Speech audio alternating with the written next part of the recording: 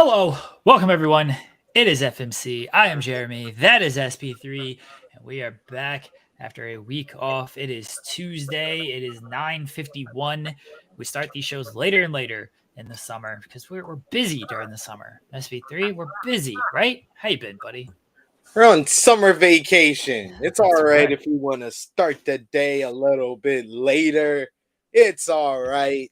No, but yes, I'm glad to be back on here with you, Jeremy. Anytime we take a week off, as a whole week, I don't have to. I don't. I'm not able to banter and try to bury the Chris Pauls of the world, and I feel devoid of my FMC needs. So I'm glad to be here.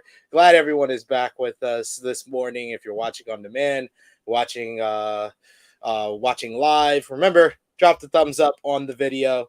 All thumbs up help me because I am the Fightful substitute teacher. I figured this out, Jeremy, when I filled in for Kate for ROH Death Before Dishonor, that I am Gregory and Fightful is Abbott Elementary. Like, I got all the coworkers, all the fellow teachers being like, "Yeah, you're great. Oh, yeah, you're great." But the school never wants to hire me to be a full-time teacher. So that is why I am the Fightful substitute teacher. It's still a good gig, It right? is. Like, It is. I'm not yeah. complaining.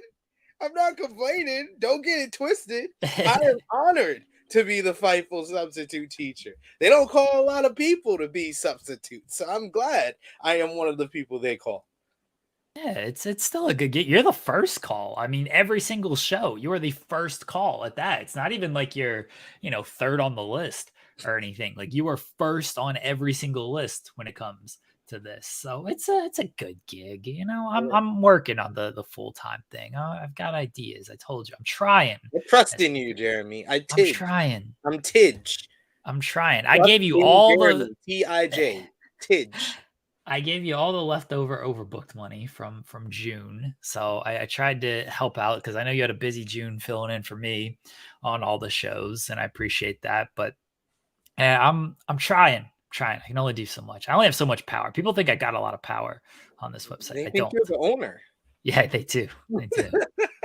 I've been told I'm the owner. If I the owner, Like if y'all really like SP3, he's friends with the owner. Like, what's going on here, guys? I don't have nearly as much power as people think I do on this website. I have no anything that's not like content. That's why it's director of content. Anything that's not like content related, I can't actually do anything about. If it's not like posting on the site, I can't actually do anything about this stuff. But what can you do? I'm happy you're here. Happy we're back. We took a week off last week and I had travel issues last Monday. I thought I was about to sleep in an airport last Monday. Not even my first flight. I was flying back to Ohio from North Carolina. My first flight, I don't remember the exact times. I think it was 2:45 is when I was supposed to take off. And then I had a connecting flight in Charlotte at 4:30, which isn't bad because the Raleigh to Charlotte flight, it's like a 3-hour drive, so it's like a 30-minute flight. It's honestly stupid that it's a thing. But anyway, my first flight was supposed to leave at 2:45. And then my connecting flight was 4:30. Plenty of time, right? It had like an hour at the Charlotte airport. Instead, my first flight did not leave until 4:45. So completely missed my connecting flight by that point. They rebooked me for Tuesday morning is when I was rebooked to fly home from Charlotte to Ohio. And I'm like, I guess I'm just sleeping in the Charlotte airport on Monday night. Fortunately, when I got to Charlotte, I went to the ticketing booth agent, whatever, and they got me on an earlier flight. I got standby on an earlier flight. Fortunately, there was room available to where I could get on that flight, and I made it home late Monday. It was a very long day, though, just thinking I was about to sleep at an airport. So, yeah, by the time Tuesday came around, I was like, you know what? There ain't a whole lot of basketball news to talk about. There ain't a whole lot of much to talk about. If you're good with skipping this week, I'm good with skipping this week. So we skipped the week last week. And, getting summer, we deserve some summer days off, right? Plus, my sleeping is all messed up with this G1, and I have to wake up at 5 a.m., 5:30 a.m. Man, summer. I want to sleep in. I wish I could sleep in. But I'm glad we started later today because we had the G1 this morning. Need an extra hour. Now I feel refreshed, and I'm glad to be back here. See, fortunately, I don't have to get up and watch G1 live. If I did, I'll watch like the finals and stuff live, but I ain't watching these tournament days live. There ain't. It's good matches, but it ain't nothing that I can't watch hours later. So Yeah. I'm not getting up for this stuff. First, I kind of have to because if I turn on any type of social media, it's gonna get spoiled. If I scroll once, it's gonna get spoiled for me. So I just rather watch it live most of the time, and especially this week with Osprey and Okada on Thursday. So I can't wait for that. I understand that. I definitely understand that. But yeah, like I don't care if I get spoiled. So I get up and I got to do the results anyway. So I'm immediately going to spoil it for myself once I get up and just do the results. If I watched it live, obviously I wouldn't. But yeah, I don't care who wins these matches. So yeah. Lovely stuff. See, we gave y'all the portion of the show where y'all could say we're still on a wrestling channel. That was the little portion of the show that proves we're still a wrestling channel. There we go. Eddie James asking, excited for Big Brother next week. He's gonna be up all summer watching the Big Brother live feeds. I didn't watch last season of Big Brother. Having kids and married life and everything, I just don't got time to watch 3 hours, 3.5 hours, 4 hours of Big Brother every week. Like there's 3 hours. What? Yeah, Big Brother's live like 3 times a week. I don't watch Big Brother. See, I like Big Brother, but I don't like Big Brother. It's never interested me. It didn't interest me when it first came out. Hasn't interested me 24 seasons in. So, and none of the people that come from Big Brother to the challenge do it make me want to go out of my way to be like, oh, I want to see their original season. Nope, have never said that to myself ever. Unlike with like Are You the One people, I was like, yeah, I want to see their original season. I actually said that about Tori. I was like, yeah, I want to see Tori's original season, and then it made a whole bunch of sense of why she is the way she is. But yes, none of the Big Brother people have made me do that. I don't want to see Fessy's original season. Don't want to see Casey's original season. Don't want to see Paul's original season. Devon, though? Devon, maybe. Yeah. Devon, maybe. Don't want to see Josh's original season. I mean, I think Devon would be the one. I've watched her. She did 2 though, because she was eliminated really early on 1, and then she came back for like All Stars, and did that one. Did a little bit better on that. See, my memory is so terrible on this stuff. A-Shark says Luchasaurus. I think I watched that season. We got called out where oh yeah, Luchasaurus was 100% on that show and got called out for like cheating and stuff. Bless him. You cheater. That's why when you win, someone takes your title. Eddie James also says you guys excited for Paula and Kari. Paula and Kari. I feel like I've done that a lot. Kara and Paulie coming back for the challenge. Yeah, we talk about that in our little FMC group chat. We were very hype for both of them coming back to the challenge. We'll obviously do more challenge stuff as it draws near. I got to watch the trailer. You told me that the trailer is out and I have to watch this live on the show. Yes, we're going to do a live stream for Jeremy of watching the Challenge USA trailer. See if it gets him excited for the new season on CBS, even though it doesn't make a lot of sense why they have MTV people. Why do I have to have Tori on like another? No, come on, Jeremy. Why do they love her so much? Why do I have to see Tori on every challenge season? That's excessive. She's become like the face of the challenge. Like she's become very much a face of the challenge. I'm gonna invite our pal Shar Delaware because it seems like we're just talking challenge and reality TV at this point. So we're just gonna go ahead and send her the link. We'll talk NBA with Cher because we said why not weeks ago. Why not? We said that we were gonna do that weeks ago. She's she watched the Barbie movie. So we'll maybe talk about Barbie movie. I haven't either. That's one of those things where like really any movie nowadays, like unless the kids want to go see it, and like the last movie we saw was Mario. We go see like one movie a year in theaters. This year was Mario. Last year it was the Minions movie, I believe. So we go see like one movie a year in theaters. And like if the kids don't want to go, it's not one for them. The wife and I will just wait till it's on streaming. Like things are on streaming so quick within like a month Yeah. now. It's like, I can wait a month to see this movie. There's going to be very few movies where I'm like, oh yeah, let's go now to see this. I can wait a month to go see The this. only one I felt like that for was Guardians of the Galaxy and Across the Spider-Verse this year. That's the only Oh, one okay. I was like, okay, I got to see these actually in the theater. I could have waited because with the Marvel movies, man, they come on Disney Plus like 2-3 months afterwards. I remember I was like, oh, should I go to the movies to see Ant-Man? And then it was on Disney Plus like a few months later. I was like, thankfully, I didn't spend that $13, $15 to go to the movies because I would have felt dumb. Yeah, they get on there. They get on there so quickly nowadays that it's like, why go spend? And movies are so expensive. They are.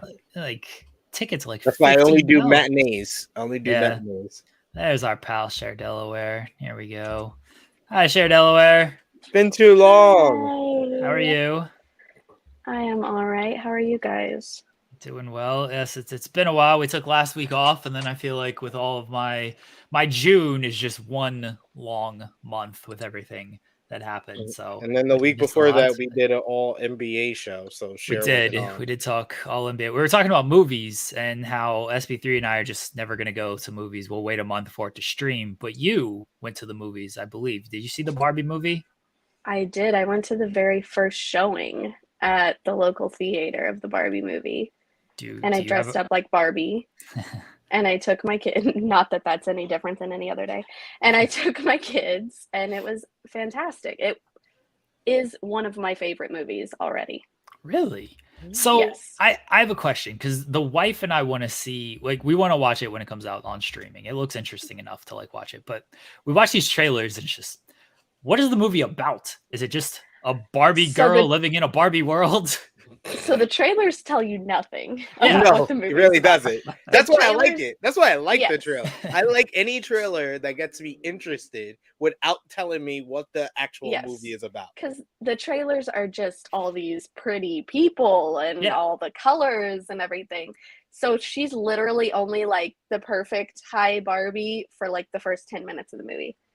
And then she starts feeling existential dread, which Wow. we can all relate to. Yes. And I think I posted a meme last night of the part where they're like having a dance party and she's like, do you guys ever think about dying? And they're all like, huh? Like, so then the scene that like the first scene that got clipped out that people saw because they filmed it in Malibu where she and Ken are rollerblading in their bright clothes, they're actually supposed to be in the real world in that part because they cross over from Barbie world to the real world. And she's just very depressed. There's a lot of very like touching, sweet scenes. I posted another part of that where there's this old woman, she's sitting on a bench next to her and she's like staring at her and she just says, "You're beautiful." And the old woman says, "I know." Like it's just they have a lot of sweet parts about that, and it's basically because the Margot Robbie Barbie is supposed to be like the I can't think of what the word was because they had Dr. Barbie and they had every Barbie Land's ran by Barbies. It's the Kens are just there. That's he's just Ken. So they've got President Barbie and Dr. Barbie and everything's Barbie, and she's just the perfect Barbie. She doesn't have a job. She just gets up every day and everybody says hi to her and everything. And that's what Ken is too. Ken is in love with Barbie. Barbie doesn't give a fuck about Ken. So it's just Ken pining over her all the time. And Ken discovers the patriarchy when he goes to the real world. And he thinks it's all about horses. So he puts horses everywhere. And yeah, it's basically like, yeah, there was some really funny parts where he goes into a job and he's like, "I would like a job here." And they're like, "Okay, well, you need at least a master's degree, blah, blah, blah." And he's like, "I can't just get hired because I'm a man." Like, he's very confused because that's the way everything looks to him. And then there's another guy and they're like, "Okay, who's the woman in charge here?" And he's like, "I'm the CEO." And they're like, "Who's the COO?" And it's another guy, the Barbie boardroom. the people who are creating Barbies is all men. And she's like, where are the women? And this one guy was like, I have no power. Does that make me a woman? And so it's got like some funny quips in it, but in the end, Barbie, like they sing a lot of Matchbox 20 in this movie, and I don't know why. But why Ryan wouldn't Gosling, you? That sounds great. the best part is Ryan Gosling is singing it like he's in Matchbox 20, so he's got the whole like when he's singing it too. Like everybody else is singing it normal, and he sings it just like Rob Thomas. But in the end, basically, I know everybody keeps being like, it's a man-hating movie. It's the whole point at the end is that they want to be the same as men in Barbie world. They don't want to be better than men. Like they want to be the same. And then she's pushing Ken to find something he loves that's not about her. Because Ken was literally just introduced to be like Barbie's arm candy. And so she's like, find things that you like. Like, we aren't going to be together, but go find something you're good at. Go find things that you like to do.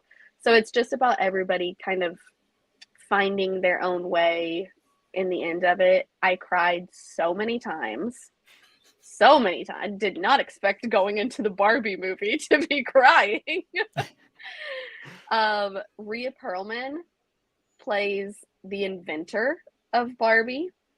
And she has like some very sweet speeches that will get moms about how like moms stand still so their daughters can look back and see how far they've come and things like that. And it's very, very sweet. It was, when we left the movie, I'm like wiping my face because I'm crying everywhere, but it was really good movie. I mean, my kids liked it too. The last line in the movie was Barbie going to see a gynecologist because she finally has real parts. Oh, good for her. Very nice. Which I've seen people be like, how am I supposed to explain that to my kids? And I'm like, that it's a doctor that specializes in women? Like, I don't know that that's that complicated. Like, it's not that difficult. People don't want to have difficult conversations with their children. That's the issue. Well, yes. And like my kids didn't even ask what it was, but that's literally what I would have told them. Like, if you can tell your kids what a dentist is, I'm pretty sure you can tell them what a gynecologist is. It's not that complicated, but I mean, they had like most Disney movies, which we never picked up on as kids. They've got some innuendos in it, you know, like there's things in Disney now that as an adult that I'm like, oh, they had that in a kids movie. But what? All the parents get murdered? That's what Disney. That's what when someone said Disney movies, I'd be like, well, whose parent got murdered? Right.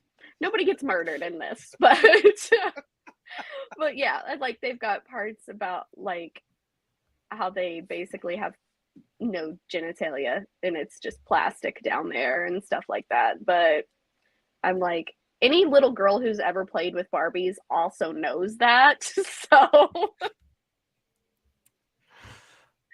but whatever. Well, why are you behind me? One of my children is in my office. I don't know where he went. I saw people, and it might have been one of your tweets, share, but I feel like I've seen other people tweet of like, I did not expect the Barbie movie to make me this emotional. And yes, yeah, I was like, what are we doing with this Barbie movie? I'm expecting just happy-go-lucky, here we go, let's go party Barbie type of thing. And yeah, based on your review and some tweets, it's like, no, there's some real feelings here in this Barbie and movie. I mean, like all that part was fun because they did it in a lighthearted. I mean, there's definitely parts that will like make a crybaby like me cry, but they did it in like lighthearted ways because like Ken is always just being ridiculous, and he's literally, Ryan Gosling was made for that role. Like he was perfect in it. But they have one part where Barbie's like, I'm not perfect anymore. And the narrator comes over and she's like, just a note to the casting directors. If you want people to believe this, don't cast Margot Robbie in the role. Like have someone who has a flaw or two. Yeah. I'm like, at least they're making fun of themselves that they've got like a woman who's like aesthetically got a perfect face being like, I'm not perfect anymore. But yeah, it was good. My kids thought it was funny. I laughed, and they have a lot of like Girls will get a lot of the deep cuts because they have like a lot of Barbies that they discontinued very quickly, like Barbie's pregnant friend and the Grow Wait, With Me what? Skipper. Yeah, Barbie had a pregnant friend. Grow With Me Skipper, that when you Was she rolled black? her arm, her boobs grew. No, she was not Okay, black. making I sure. believe Because now I would President. understand why I got discontinued. No, she was a redheaded white girl. President Barbie is black. I think Scientist Barbie is black. They've got a pretty good array through of, because I was worried that it was all just going to be a bunch of blonde white Barbies, but it wasn't. But and John Cena's in it. Yes. He Could you see plays, him? you could see him. Mm. You could. My kids were like, that was the weirdest part of the movie. Like John Cena with Because his he Chris wasn't Jericho supposed to wig be on. in the movie. I know. That's the That whole was my thing. favorite. That's my favorite story, is like all he did was pay for her dinner, and she's like, would you like to be a mermaid in the Barbie movie? And there he goes. But Grow With Me Skipper is in it. She lives in Weird Barbie's house because you rolled her arm and her boobs grew. She got discontinued pretty quickly too. They had a lot of deep cuts in there for Barbies. Yeah, it was good though. I really liked it. I'm gonna go see it again without my kids. So Find all the Easter eggs that you missed the first time, because Exactly. I'm sure that seems like a movie that there is some cuts. there's there gonna be that- some things that you notice every time you watch it that you Yeah. didn't previously notice, Yeah. for sure. But yeah, I had to get up and take my youngest to the bathroom at one point, so there's I no hate that. I hate walking out of the movie theater like midway through. Use the Sure, it's bathroom. dark. There she is. I'm back. There she Someone goes. just tried to call me. No worries. That you don't need to talk to those people. Who cares? We have some challenge to talk about. People were messaging about Paula and Car. Why do I keep doing You that? keep Oh my calling them like God. the reverse endings of their name. Polly's gonna unfollow us all. He was I'm called sure. he called Cara Kari. Yeah, called Kari and Pauly Paula. Yeah. I did that before you came on, Cher. Like, I just cannot speak. I was getting into a battle with one of the children yesterday, and I was trying to just diss them, and then but I couldn't speak properly, and so I just ended up dissing myself. Yeah, And it was very when you bad. can't speak. Yeah, because I'm like trying to What I'm are like trying words? right, I'm trying to poke fun at them, and then but I can't properly say it, so all I'm doing is just poking fun. It was very sad, very sad. You'd think I'd talk for a living or something, part of my living. I'm bad at spelling or use too. words for your living. Yeah, right. You're a writer, sir. Yeah. You wouldn't know it. I couldn't spell August the other day. I legit spelled it like 4 different ways. I'm like AGAST, AGUAST. I legitimately, the wife is sitting there next to me as I'm trying to type August. I'm like, how in the hell do you spell August? And then finally I got it correct, but it legit took me 4 times. And I was not doing like some type of bit. My mind just blanked on how to spell August. There's a couple words that I cannot spell, and I know I'm spelling them wrong, and I'm just like, autocorrect, please save me every time I type them, because I know I'm not going to spell them correctly. Was the one for me is convenience. Convenience, okay. Convenience. I always get the after the CON. It's all downhill for me. I need spell check most of the time. And sitting here thinking about it, I know how to spell it, but I know I've typed it incorrectly before. Yes, that's my thing. I know how to, like, if I was at a spelling bee, I probably would get it right. But if you told me to type it, I'd probably get it wrong. Yeah. But when I'm typing too, I'm also like, my thumbs are not going as fast as my brain is, so I'm trying to keep up. And so then I do talk to text, and talk to text apparently thinks I'm from like the deep south, so it gets everything I say incorrectly, and I'm like, why am I even doing this? Like, putting myself through this phase. Yeah, I get so mad about it. What? Oh, hi, honey. Oh, look at that moment. Look at this special. Oh, There's Porco Magoo. Right up there. Okay. oh, that was sweet. He just woke up. Oh, good That for was all him. of his Sleeping until sweetness for the 10 day. o'clock. You Yeah. know, I want that. It's only 9 here, to be fair. No, Oh, still, I'll take that. These kids here are up at like 7. Like, what are we doing? What are we doing? Please That's sleep. the older one. Yeah. But then when school starts in our school starts in 2 weeks. So What? when school starts Yeah. in 2 weeks, he's going to be not wanting to get up ever. Do the kids have a summer vacation anymore? When did they end school? Like May? We end at the very end of May. Yeah. And then we start August 10th, I think.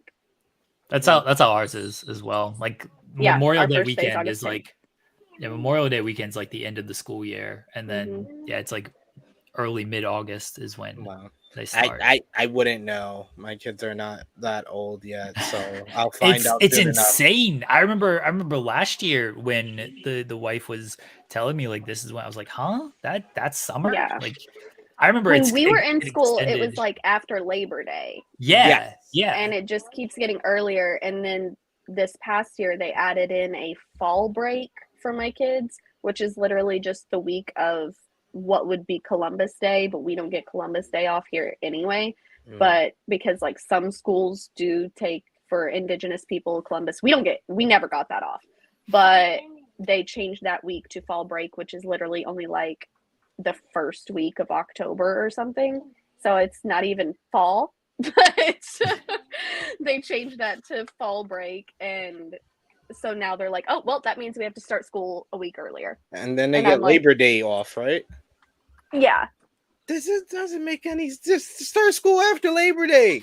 That's what we're doing. Like I remember they're so hot here too. They're not doing right by you. They're not doing right by you.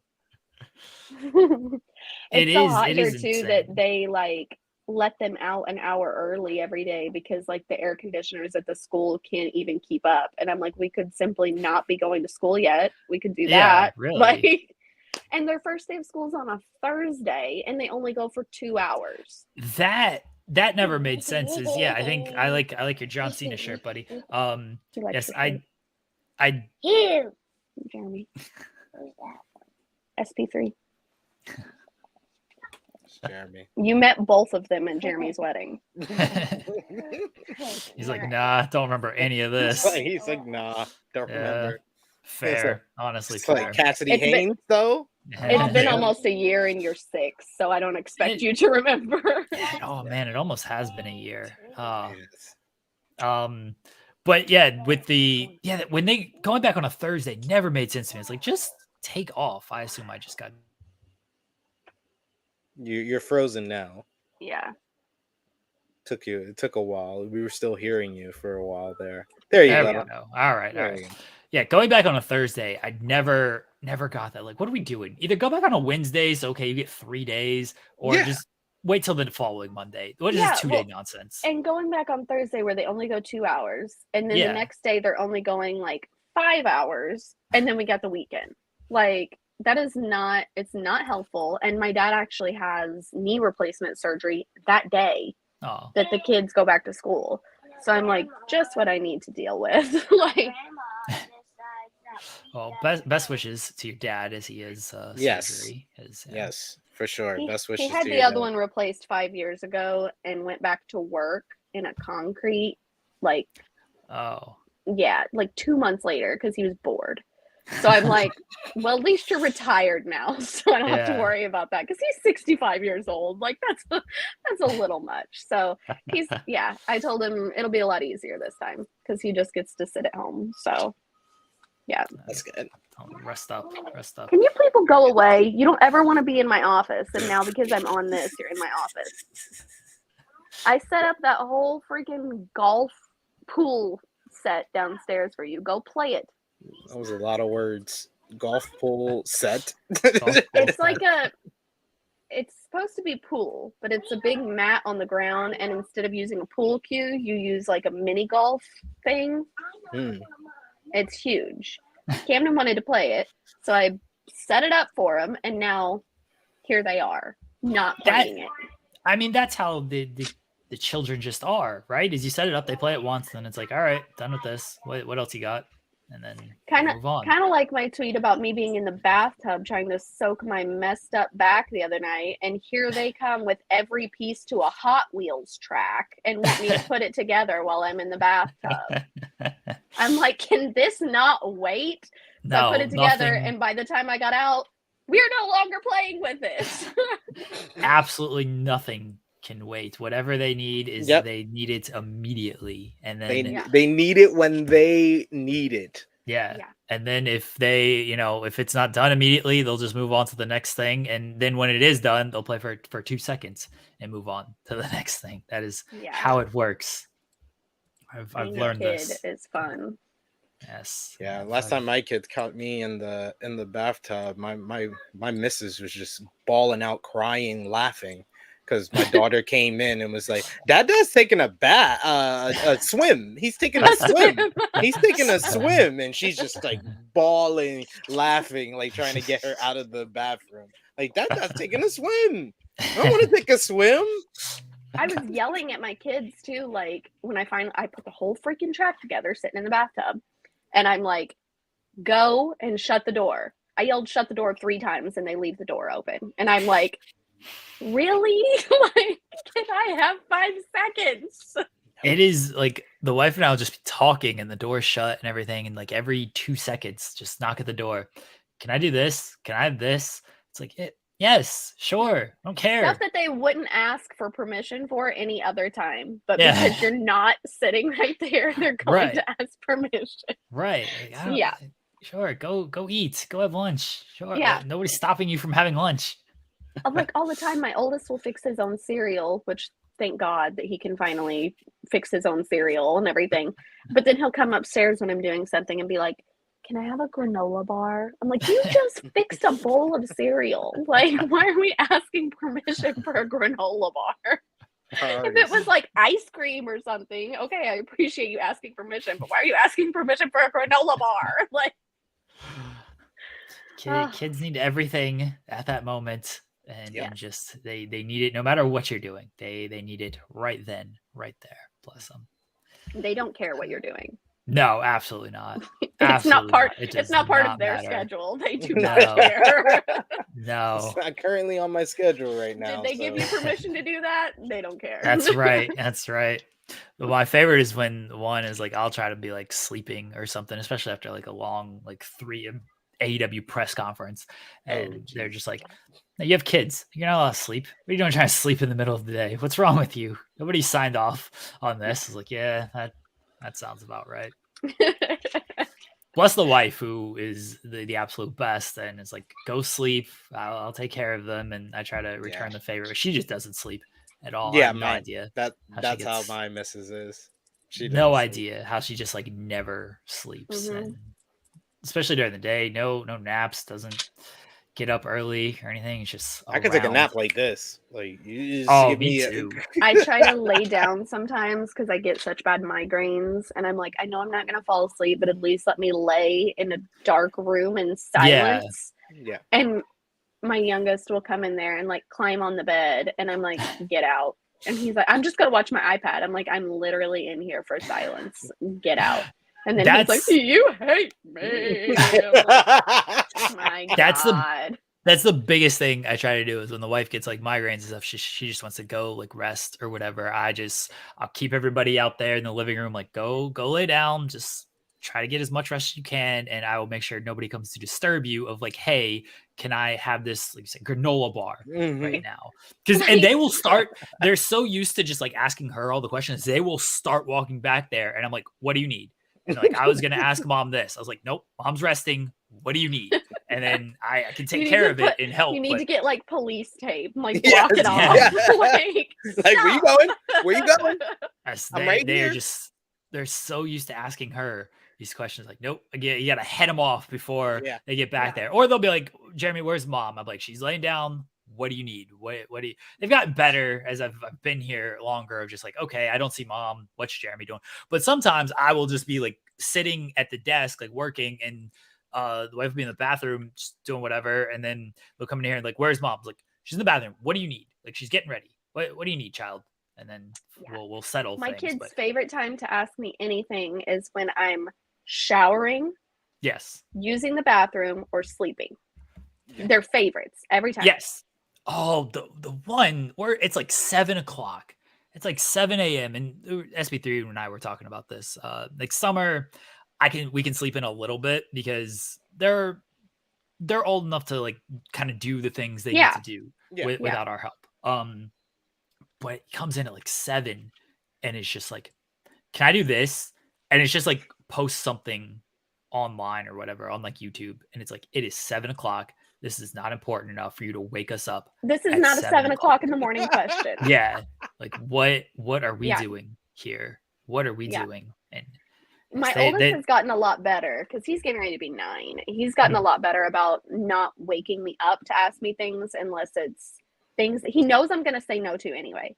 Like, can I go outside and play? I am. Oh. So no, you can't go outside and play because I'm asleep.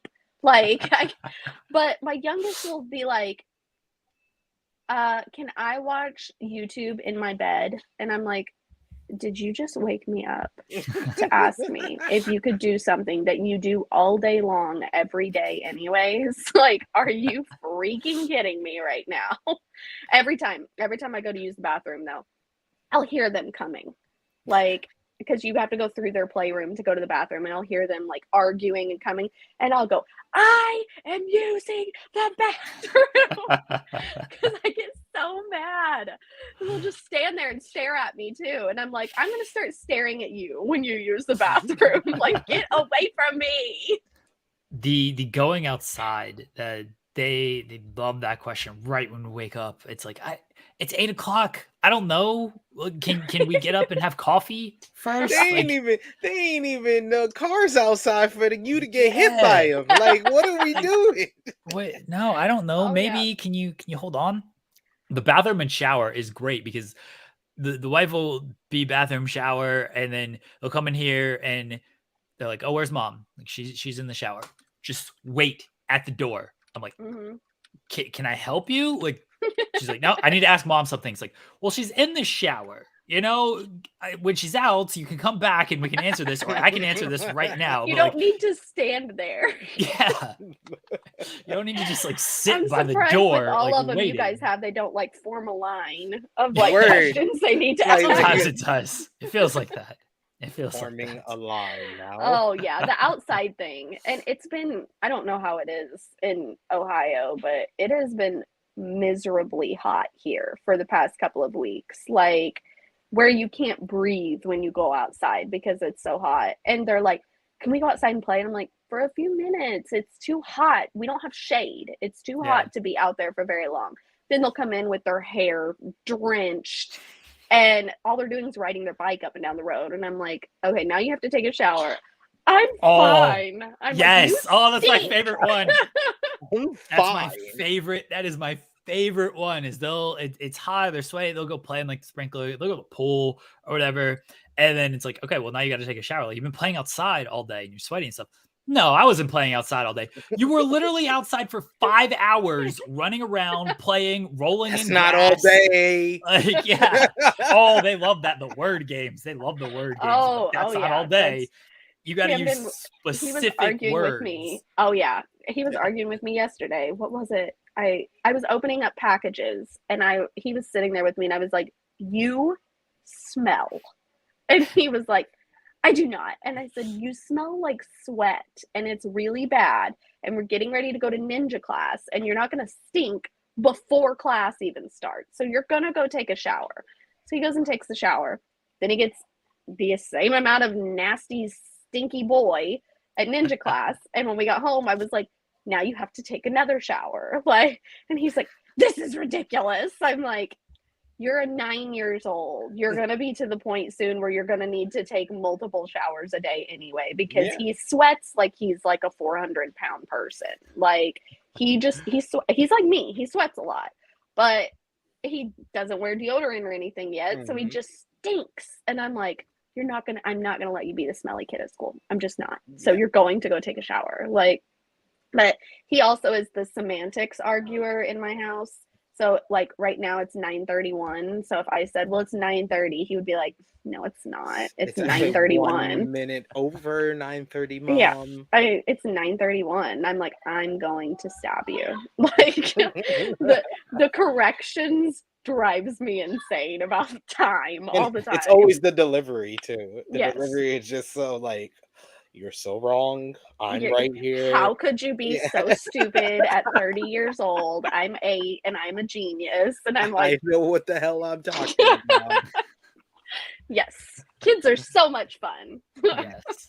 Yeah, we're making it sound like it's, it's great, but yeah. It's awesome. Anyone who is a parent relates to it though, because they like they're all the same. Because I know sometimes I will be like, it has to only be my 8-year-old who has this smart ass mouth about everything. No. And it is not, because during baseball season, almost all of his friends were grounded because they'll argue with their parents. And like his best friend was grounded from like his 4-wheeler and his bike and all this stuff through the whole month of June because of arguing. And I'm like, well, I'm glad it's not just my kid. Like, it at least makes me feel better that it's not just my kid. But I'm like, he was such a sweet kid until he started going to school. These other kids have corrupted him. That's the problem. He was so good until he was around your sick kids. You at the parent-teacher conference, like all of your kids. Fault. Now the other one has always been a little shit, but the oldest one used to be sweet. That's how I'm gonna feel about Sydney and Harlem. I'm gonna be like, Harlem was always like this. Sydney, it's all cousins. Even if Sydney gets in trouble, though, Harlem will be in more trouble. So he's Pretty always much. gonna be doing good. She's already started bossing Sydney around. Like if they want to ask me to go to the park, she can't just ask me herself. She's got to get Sydney to ask me with her, because she was like, I know he can't say no to me. He can't say no to both of us too. Yeah, and he's like, okay, I'm here. She drug me over. Anytime they're next to each other, he does have his head down. She said, don't make eye contact with me. Don't. Look down. Look down. Don't look at me. That poor baby. Trey says this feels like an ad to not have kids. Oh no, it's an ad to have kids. Kids are great. Yeah. I love my kids, but there are frustrations that come with the great parts of it. I mean, that's just, it's kind of with anything. That's the way that it is. But, one day... Yes, kids at 2, 5, 7. Yes, that's how it goes. I've got a 6 and an 8-year-old, so yeah, they get different stages. Yep. And I have what?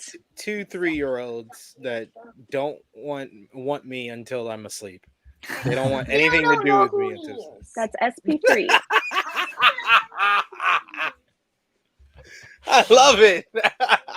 I still don't know who he is. He just like calls you out on air. Like, still don't know who this person is. You can cover your face, but you're wearing a Fightful shirt, so I'm gonna have my kid advertise here. He's got his good shirt. He's got his good shirt pal shirt on. I'm rocking it. Don't worry. Okay, go on. Rocking it. I came up here to show somebody had to twerk. No, you're not showing anybody how to twerk. Jeremy tried that before. I got me in trouble last time. Yeah, I about broke my monitor last time. He had to get a whole new computer last time. You showed him. He did not succeed. We cannot show him again. No, my twerking. 5 out of 10. 5 out of 10. For how funny it is. Okay, guys, go on. 95. Boys. Yeah, my twerking about caused me to get a whole new desk and your twerking days are over. Yeah. It's like I retired from the twerking business. Yeah, that's just private show for the wife now, not anything else. Private show for the wife now. I love it. Okay, I have a question from my 2 friends here who also work from home. So I work for a big company. and they are trying to discourage us from working at home now. I've been working at home since long before the pandemic.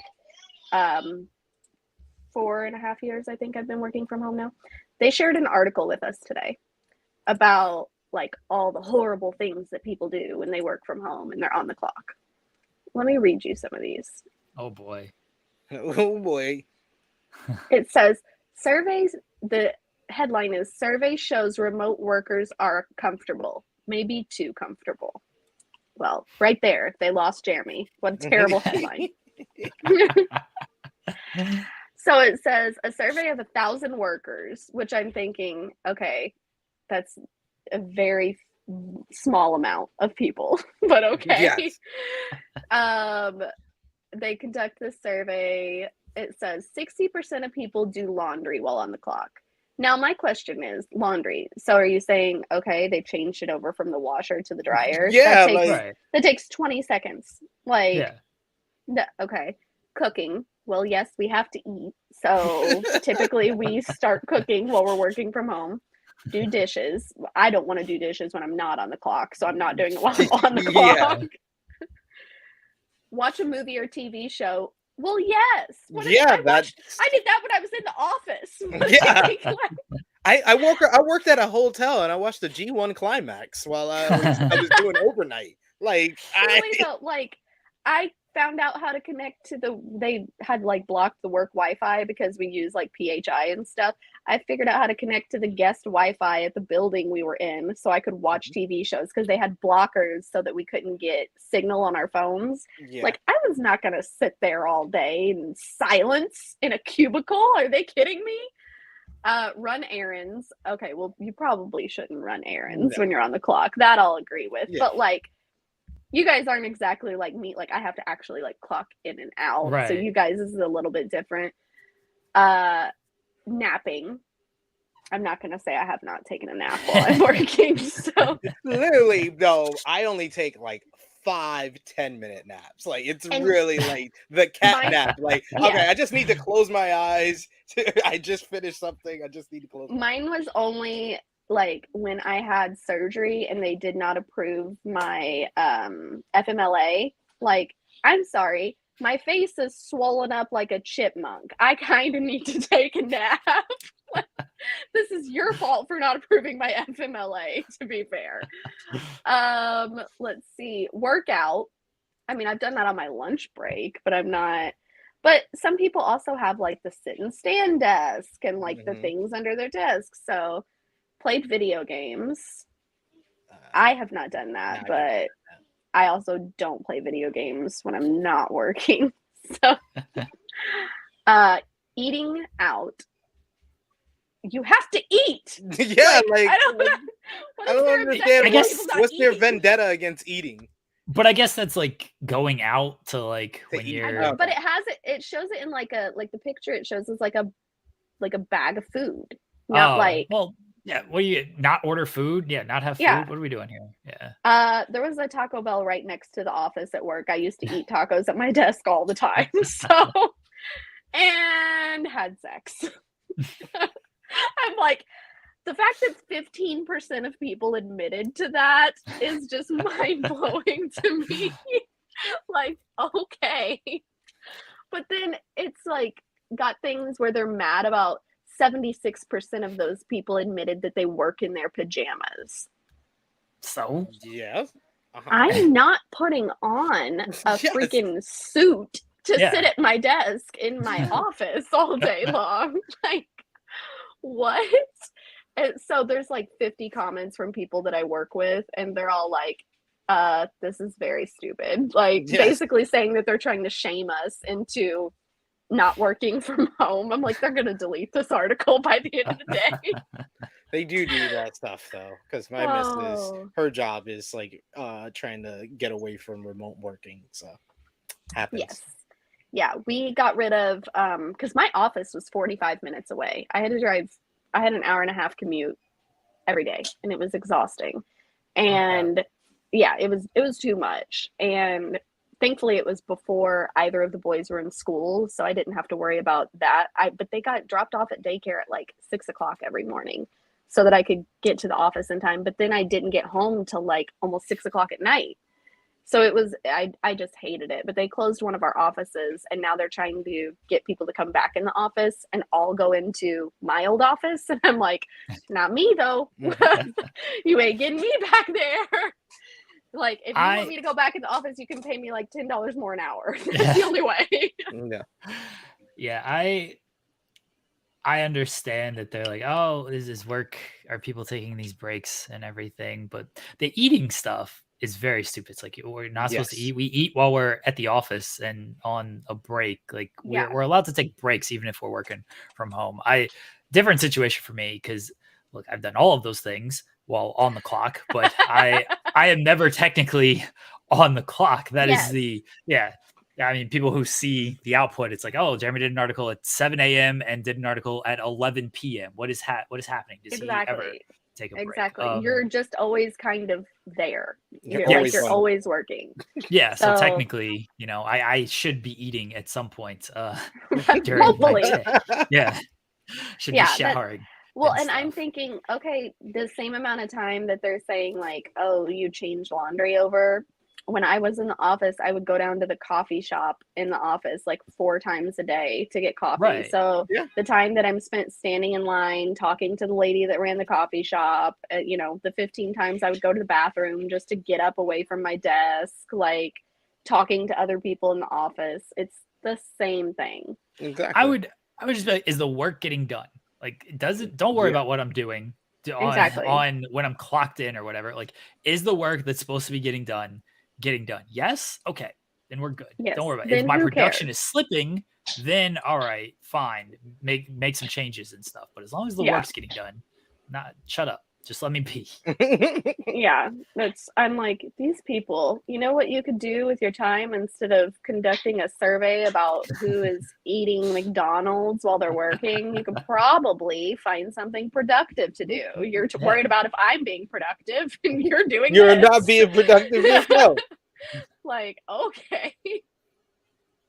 Okay, you can talk about the challenge now. Okay, so I got to watch this trailer. Have you seen the trailer for Challenge USA Season 2, Share Delaware? No. All right, well, both have to watch it. We can watch this together. Watch this as a FMC family here. Okay. Family. I have it pulled up. Do you need the link? I will pull it up. Okay. Let me know when you're ready.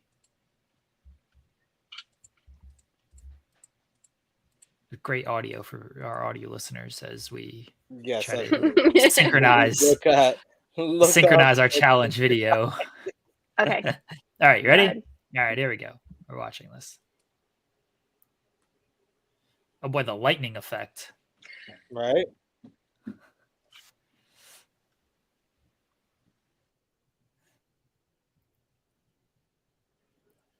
I hate the Johnny Bananas speeches. Oh, it's great. They annoy me. It's such a staple. Nah, they annoy me.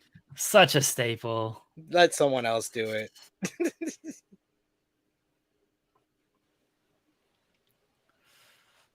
Cast is good. Yeah, it is. It's a really good cast. Yeah.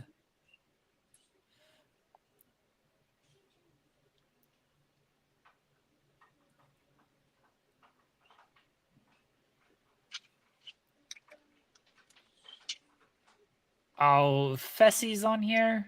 Yes. No, that's unfortunate. I'm just happy Amanda's here. I'm here for Amanda. And the fact that Amanda hates Tori, I'm here for it. We're all here for that.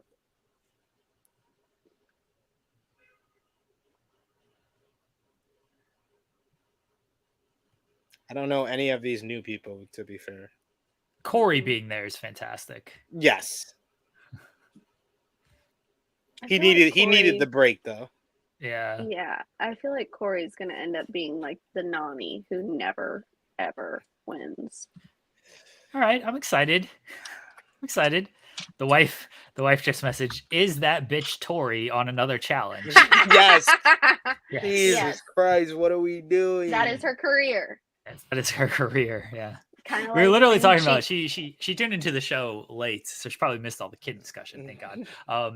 But we were talking about Tori and how she's like a face of the challenge at this point. I hate that.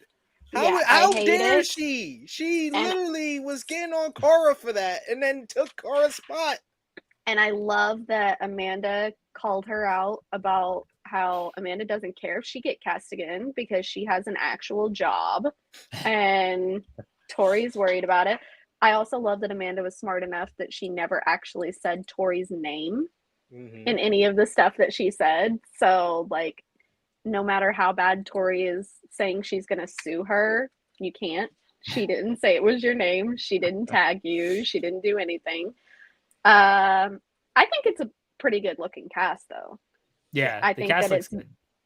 I think it's better than what the regular MTV challenge stuff Yes. has been. I agree. And I will say that I saw something the other day that the season that they're filming right now of the regular MTV challenge may actually end up being the last season.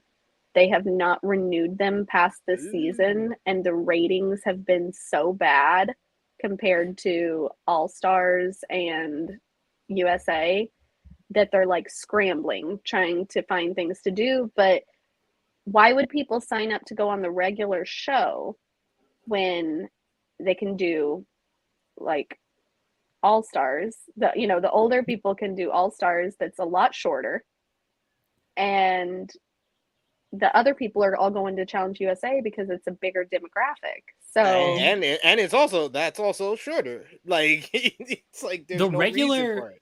The regular season has become like the feeder at this point. At least that's what they because now there's just so many spinoffs. You got the USA is basically now it feels like the big conglomerate because you have Survivor, Big Brother, Challenge Legends, and all this stuff.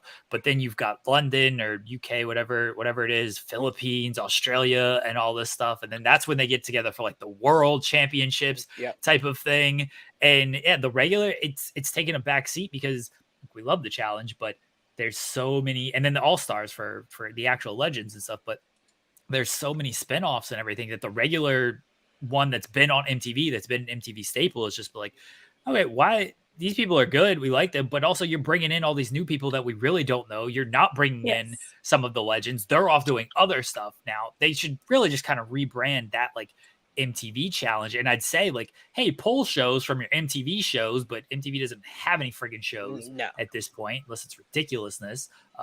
Just pull people who are trying to go viral on ridiculousness, I guess. But pull people from your Paramount shows. There's the shows what's it called? They still have Are You the One on Paramount, but this last season sucked. That one was awful. They had this new show that we see ads for called Love Always, and I feel like it's I don't know if you guys seen that one, but I feel like that's one person. It's one person. It's a female, and I think she's trying to find love. And there's a pool of 7 men, 7 women, and she's trying to find love off of that pool. We're gonna start watching that. We've been watching Dating Naked on Paramount, which is an old VH1 show, and by old I mean like 2016, 17, I believe is when it is. They need to bring that show back. I will say that. That's I think that a lot of the problem is that they screwed themselves. Yeah. Oh yeah. Like they got rid of the Real World, which was what should have continued to be the feeder for it. And like, okay, so we brought in some people from Big Brother. Then they started bringing in people from everywhere that people did not know. And like, you don't get to know them when they only have them on one season, and then all of a sudden you never see them again. There have been people that probably could have done pretty well in the show if they would have given them a couple seasons chance, like they used to do to people from the Real World. But instead they're like, oh, well, we gave you 5 confessionals and you weren't super great, so we're never going to see you again, and it's just like, I don't know what happened to that show in like the last 10 years, but it just fell off in such a dramatic fashion. Fell off a cliff. I honestly feel like the death of the challenge happened somewhere in the trilogy, the Dirty 30 trilogy. That really fell off, where I really feel like the last 2 genuine seasons of the challenge that felt like the challenge on MTV were War of the Worlds 1 and War of the Worlds 2. That was the last time it felt like the challenge that we grew up on. The reason why we're such big fans of it.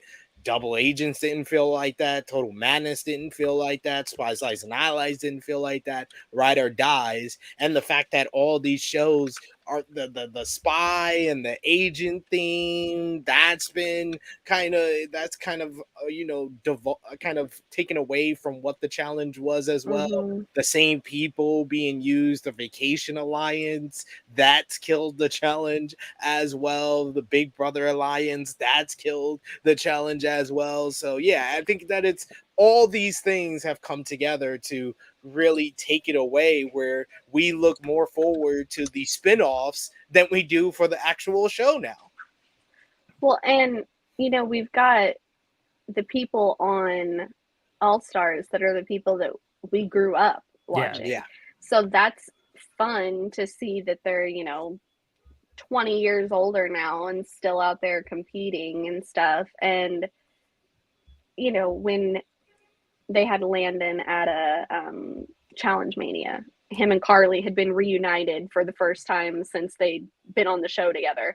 And I was like, see, that's the kind of stuff that I would like to see on that show too. Like, do a season where you have people that were on Fresh Meat together and stuff like that, and they're on a team again this long later, and see how things go.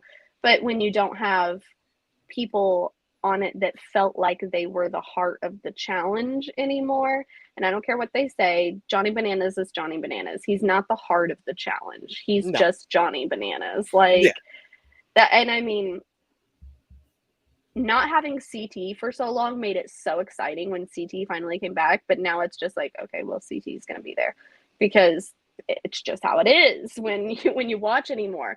But the seasons where we actually get to see Wes now, so excited. But now he and his wife are having a baby, so we're probably not going to get to see Wes now. Like the people that we really always liked watching on there. I wish Brad wasn't insane. Like, because I always liked the seasons that had Brad and Landon and Wes, like that whole group of people. But now it's just like, okay, well, I guess there's Bessie and Josh. The new people they've had suck, because I mean, like, those are the two new people who it feels like have been kind of staples recently. And it's like, no one likes these people. No one actually likes them. Like, they're not likable. They're not even like good. Like, they're not even like winning to where it's like, oh, I hate them so much, I want to see them lose. It's like, you're not even winning enough to where it's like, oh man, I want to see your run end. Like a Bananas run, he became very unlikable, but he was winning a lot. It's like, all right, somebody's got to take this guy down.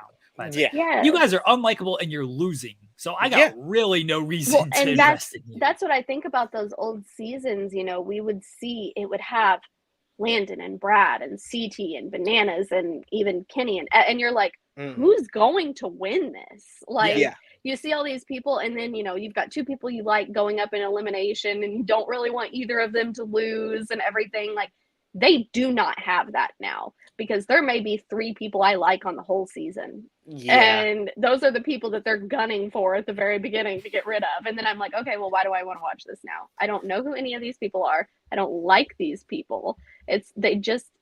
The casting directors have picked their favorites, and that's who they keep casting instead of the people that the audience actually wants to see. Because I'm like, I don't have any desire to watch these people. And they want so bad for Tori to be like the Cara. And she's not. Everything. She will never be just that. not. She will never just be not the story that was Cara. Like we had her on and interviewed her, talked about how we've seen different versions. Like, she's gone through evolutions that we usually talk about with wrestlers. Like, this was your underdog babyface stage. This was your heel stage. Like, that was Cara. That's why she became the face of the challenge when Johnny Bananas was winning all the championships. They chose Cara to be the face, not Johnny. And Cara never changed who she was. She grew up. When we saw her, she was like 20 the first time she was on there, you know, like she grew up, but she never changed who she was. She was still always like kind of the weird girl who was obsessed with her horse and was going to do what she wanted to do and wasn't afraid to win, you know, like that. So many people on there now are changing who they are to try to fit what they think MTV wants. Yes, and like the if Tory they we have now is not the Tory we had in Dirty 30. Like Jenny could have been, now Jenny doesn't have the personality, but Jenny also got like what, one season on the show when she won.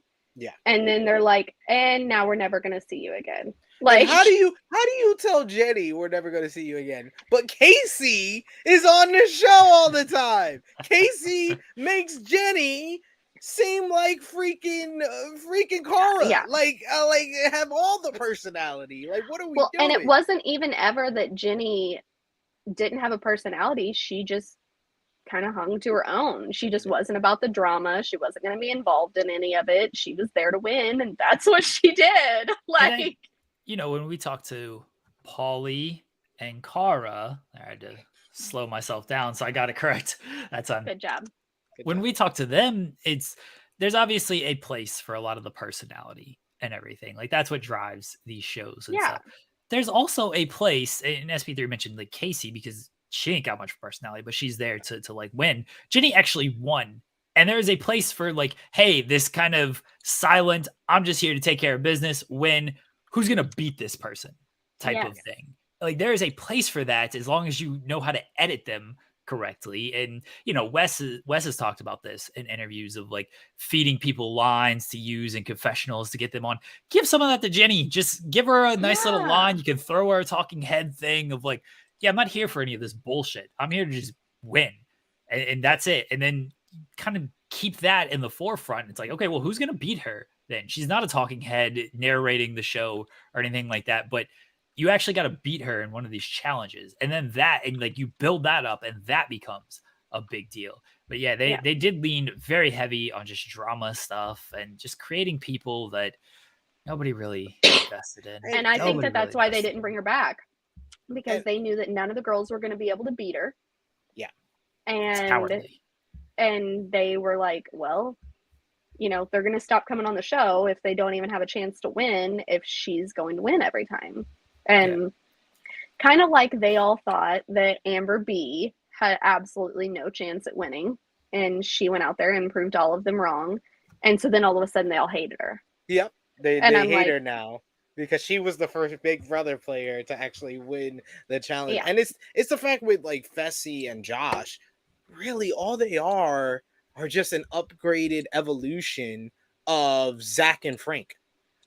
Except they didn't win. They didn't win their first season. Zach and Frank were annoying and obnoxious, especially in the season. Were like, they were like they had been plucked right out of like a frat house. They were so freaking annoying. And Zach still is. That's the problem. It's been like 10 years and Zach still acts like that. But that's Fessy. Fessy is Zach. Except Zach won. That's the only difference between Zach and Fessy. Zach won. So we deal with his being cocky a little bit more than we can deal with Fessy being cocky when you haven't won jack and shit.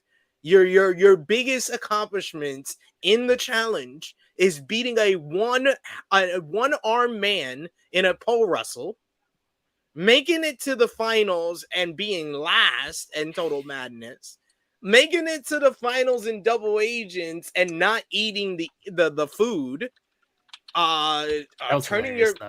betraying all your partners in that same season. That's what you're most known for.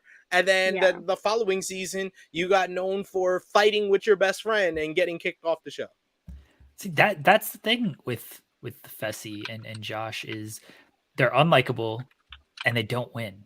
So you can be unlikable, but if you win, it's like, all right, you know what? Now I'm just rooting against you to like, please don't let this guy win this time. It's like, no, I don't like you. And like, you're not actually competitive in this stuff anyway. So you're going to lose. So now I'm just watching you take up TV time and just hating you where you're going to lose anyway, if you win this, again, to go back to bananas, unlikable, but at least he won to where you're Yeah. like, all right, can someone just beat this asshole? Like, Yeah. this guy sucks. Someone just And beat the him. false It made it confidence. entertaining to Yeah. root Yeah. against Johnny Bananas. Yeah. The false confidence with Oh, Fessy yeah. has always been what got it for me. That time that he tried to get into it with CT, and I'm like, my man, come on now. And I know what he thought. He, you know, oh, this is going to get me a storyline and TV time, and you just get embarrassed. Yeah. Like, it's just so bad. And this is also terrible to say. I'm excited to see CT on there again because, for those that don't know, CT is getting a divorce right now. And he has been very open about how he never really got to grieve Diem. Mm-hmm. And so, like, his entire Instagram is just stuff about Diem all the time because, and I had heard that she did not even let him, like, speak of Diem. Wow. And I'm like, well, that's not healthy. Yeah, like, you not at really all. can't be jealous of a dead person. Like, Yeah. that's not healthy at all. I mean, when you know that your husband is in love with that but person, like, and you have all this stuff, this footage on streaming services now that show that. Like, that's probably don't get married if you're going to be jealous of their dead ex-girlfriend. Like, that's just not a healthy thing to do, and clearly not something that either of them ever worked on. And if you guys remember that season, I know you'll remember what season it was because I can't remember names, but the one where they showed him, like, down by the water and he was, like, finally kind of talked about Diem. 29, Invasion of the Champions. Yes, I was thinking it was Invasion because I remember that the way that one was set up and everything. Think about how long ago that was. And I feel like that's going to be him on the next season that he's on, is just a lot of talking about Dee. And I'm kind of hoping that they bring on people who also knew her. Yeah. And it's not him talking to a bunch of 20-year-olds about it. Like, who have no idea. Like, they maybe heard stories or know just because they know the history, but had no actual interaction with her. Yeah. I would like for it to have people, you know, him and Kara have their Boston stuff in common and everything. Like, I would like for it to be people that he, you know, that knew her and knew him and knew them together, because I think that would be very, and I think he needs that too. Yes. I think he needs to be able to be open about it, but they're like, okay, well, we can cast him about it. Who should we have him talk to about it? Josh.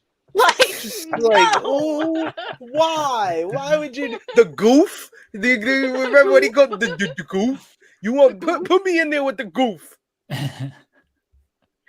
Yeah, it's just like they have their obsession. I almost wonder if some of the casting directors now for the challenge weren't from Big Brother casting, because they are obsessed with that group of people who provide nothing. Like, except for Amber. Amber's the only person from Big Brother that offers something, and that's the reason why they hate her. And Davon was great, and then they screwed her over, and she won't come back on the show now. So it's usually what happens. They get screwed over by production, or they'll get picked for a couple of seasons, and then they just fed up with it. Yeah, I'm like, well, that's fantastic. I don't know. I'm sick of seeing Fessy, Josh, and Tori. I don't ever need to see those three. And Casey. I'll throw Casey and Nani in there.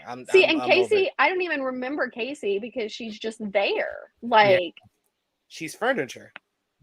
She literally, like, she'll compete fine. She's going to be in drama with Fessy and Josh to, you know, try to get people out or whatever. And she's going to have Nani all over her. Yeah. The World Championship was probably my favorite season that's ever had Casey in it, because she didn't have Josh and Fessy or Nani.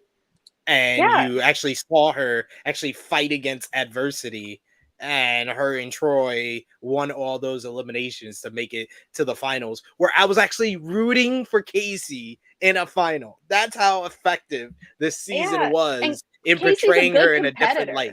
Yes. Like, that's the thing. Casey's a good competitor. She's just tied down to those two idiots who are not good competitors. No, they're not. Like, they are not good competitors. But I sit and I think about, like I can see Casey in like a hall brawl doing things like that. She lost to Emily. She lost to Emily in World Championship. It's Emily. Come on now. But like, I don't. Okay, because Josh and Fessy are big guys. Like, I think that one of them at least would gas out before the end of a hall brawl. Like I think about all those really fun eliminations and challenges and stuff that they used to have where you're like, somebody's gonna get their leg broke watching it. Like you just knew somebody was gonna get injured, and the group of people that they have now wouldn't even make it entertaining. No, even if they had the advantage. And the other thing about it's not just the not winning with the Big Brother crew, it's the fact that they fucking suck in finals. They fucking suck in finals. Like even Casey, who we are saying is the best competitor out of that group, she's trash in finals. Like she was not good in the World Championship. She had that injury and whatever. You remember she got injured in Double Agents. Yeah. Remember Spies, Lies, and Allies, the one she won. She only won because of that stupid elimination rule where if you won the elimination in the final, you get to pick your partner for the last leg. So of course, if you're not an idiot, you're gonna pick CT. She picks CT, she wins the title. So yeah. I don't know. Yeah, she's not good either. And I actually thinking about this, I always forget that Polly's from Big Brother. Because we all know what happened to him in 34. Yeah. Like I always forget that he's from Big Brother because he kind of moved over before that whole group of people. Yeah. Polly's still a better competitor than they are. Like he may have died in that final. He didn't quit. I mean, he was still. That's one final. The other final he was in, they were very close to winning in Final Reckoning. Him and well, I forgot Natalie. Yeah, Natalie was her name. Even though they shouldn't have made the finals because they got eliminated 3 times in that season, but we're not going to get into that. But at least he has one. That's the kind of challenge I need to be on. The one where you can get eliminated every week and you still go to the final. Like I would win that shit. I would eventually win. You would eventually find the game that I would win. At some point you're going to win something. You give me the cookie and milk challenge. Oh, I'm winning that. Oh my God. Yeah. I always forget that he's from Big Brother because it seems like he's just been around for forever now, which he hasn't.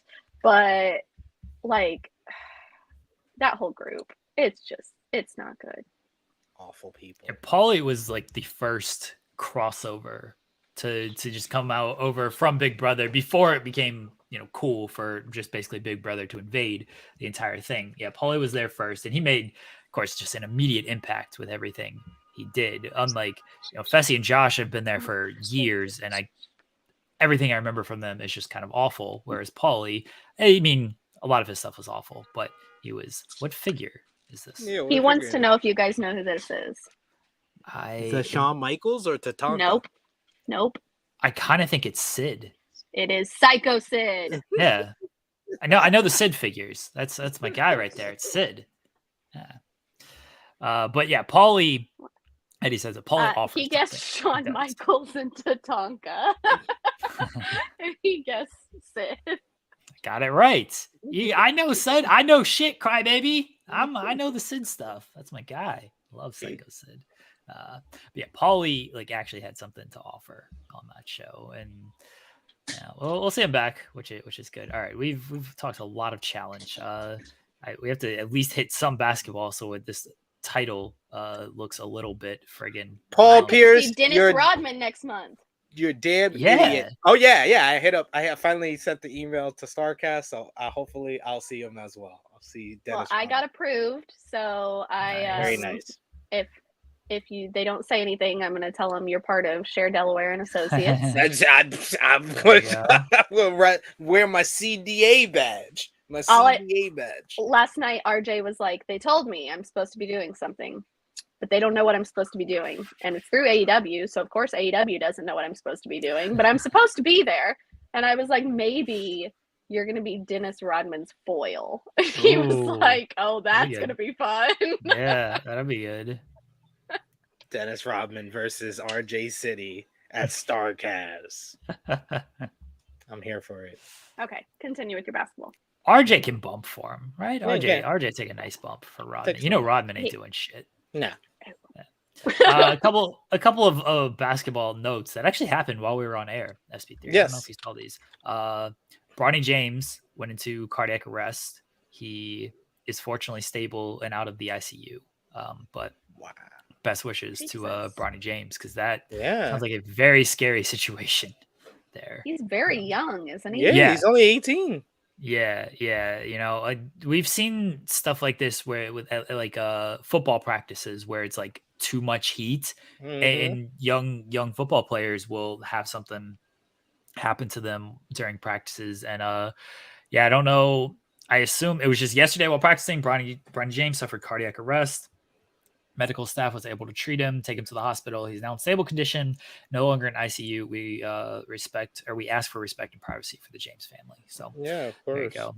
Yeah, best wishes to Bronny, and hopefully everything's good and he can recover and forget basketball for a second, just have a good life off of this. And then the other news as we somehow transition. Trey says it here. Jaylen Brown signed a Supermax. So Jaylen Brown getting paid. It is 5-year, $304 million Supermax. So Jesus, 5 years, 300. He getting 60 mil a year. The richest deal in NBA history. So Jaylen Brown. Yo. See, you serious though? Jaylen Brown now as the richest deal in NBA history. The guy who's not even the best player on the team is now the most paid player in NBA. In NBA history. Yeah. See? It won't. That's like the deal... people that get eliminated 3 times and still go to the final. That's what you want to be. See, the thing is like this deal, because like the cap will hopefully kind of keep like rising and stuff. He can make $69 million in 2028, 2029, which would obviously be a lot. But like by next season, somebody else will. It's just going to keep going up. It's just this just sets the market for the next person, because somebody who is better than Jaylen Brown will be a free agent or come up for a big extension. They'll be like, okay, well, Jaylen Brown got this much. I'm better than Jaylen Brown. You're gonna have to pay me this much, and it's just going to keep rising. There's a bunch of guys who are available to get the Supermax this summer, so we'll see who else gets it. I know Siakam is one of them that is liable for the Supermax, so we shall see. But I don't think Jaylen Brown will hold this record for much too long. Okay, would you rather have Jaylen Brown or Pascal Siakam? Siakam. It's close. I feel like Jaylen Brown has become a little underrated because people are just going to look at like what he did in the playoffs and the turnovers and stuff. I agree. It's a big issue. That's not the type of performance you want from now the highest paid player in the league in the playoffs. But I think Jaylen Brown is still very good. I think he's very good. He's a good on-ball defender. He can score the ball. He just, for the things that Boston needs, and that's how I answered it. I answered it, if I'm Boston, if I'm gonna pay the Supermax to one person, I'd probably give it to Pascal Siakam, because I have everything that Jaylen Brown can give me in Jason Tatum. Yeah, like I get that. My thing is like you're just starting a team though between Siakam and Brown. Like you're starting a team. Do you not who's better on the Celtics? Because I think the Celtics could probably use Siakam more than Jaylen Brown. But you're starting a team. Who would you like rather start your team with?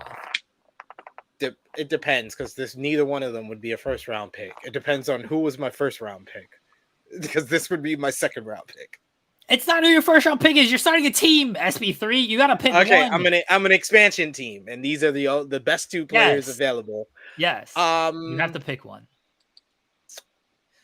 I'm gonna go with Pascal Siakam, because I've seen him as a number 2. I've seen him as a number 1. I've seen how he plays at different stages already. I don't know how Jaylen Brown's gonna play without Jason Tatum on the court.